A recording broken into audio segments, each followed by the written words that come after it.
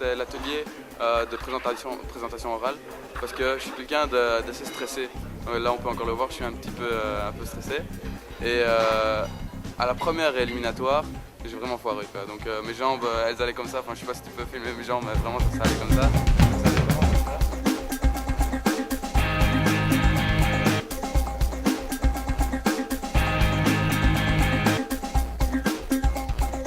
Ce que j'entends leur faire passer comme message aujourd'hui, c'est que, comme disent les Américains, motion creates emotion.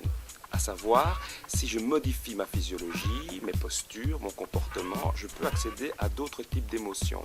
Et par exemple, et c'est là notamment que le travail de l'acteur est intéressant, si je manque de confiance, d'assurance, je peux, ça va sembler bizarre ce que je veux dire, je peux jouer à faire semblant, comme dit la chanson, je peux jouer la personne en confiance, jouer la personne, comme on dit dans mon langage, assertive, et comme je vais modifier ma posture, ça va me permettre d'accéder à d'autres types de processus internes, c'est-à-dire d'autres types de pensées, d'autres types d'états internes, en l'occurrence des émotions, et la confiance ainsi sera générée. Je peux bien comprendre?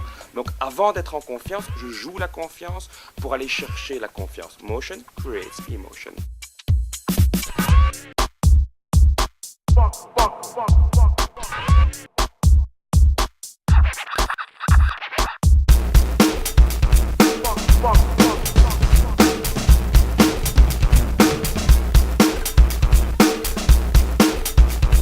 À l'époque où j'étais étudiant, il n'y avait aucun cours d'entrepreneuriat.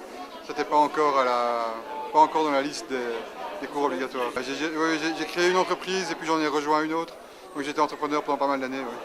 Non, ce sont des cours qui sont spécifiques pour ce concours parce qu'ils ont été adaptés pour être accessibles à un public qui n'a pas de formation de base en gestion. Mais fondamentalement, la trame est celle d'un cours d'élaboration de plan d'affaires classique.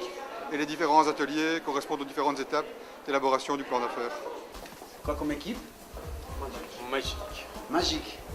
Et c'est une équipe de basketball? Non, pas du tout.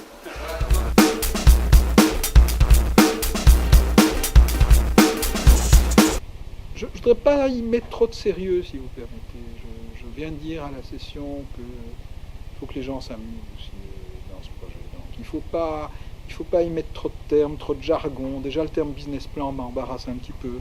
Si je prends par exemple le métier de la distribution, il y a des gens qui commencent à comprendre que les habitudes des gens changent et qu'il y a des habitudes qu'ils ont dû prendre à cause de la crise et qui vont rester valables bien après la crise. Ceux qui auront positionné ou profilé leur projet en fonction de cela, retenu, je dirais, de dire ça par exemple, ce qui a changé dans le comportement des gens, même quand il y aura une reprise économique, ça va être là, ceux-là seront gagnants.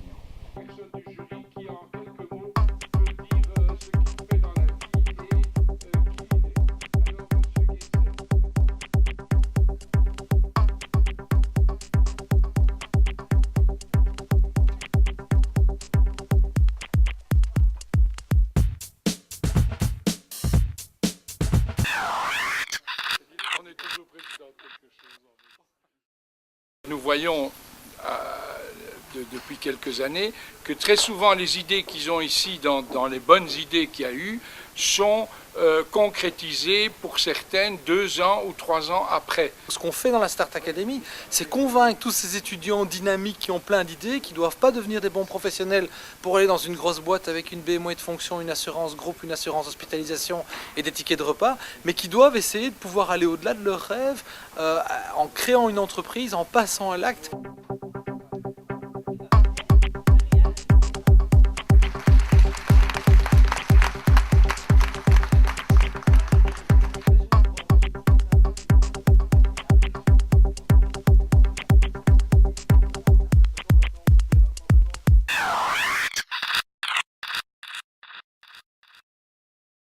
C'est clair qu'il faut des investissements, mais vu que l'énergie verte, c'est quand même fort rentable à long terme, on vise surtout sur le long terme et des investisseurs qui ont une vision d'avenir. Le but, c'était principalement de mettre à la portée de tout un chacun le fait, l'entrepreneuriat, de se lancer et de créer son business.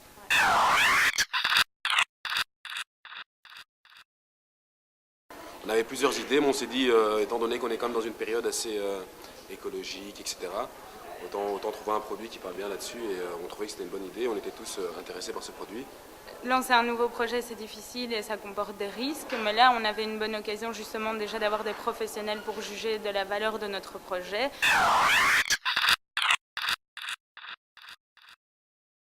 Okay.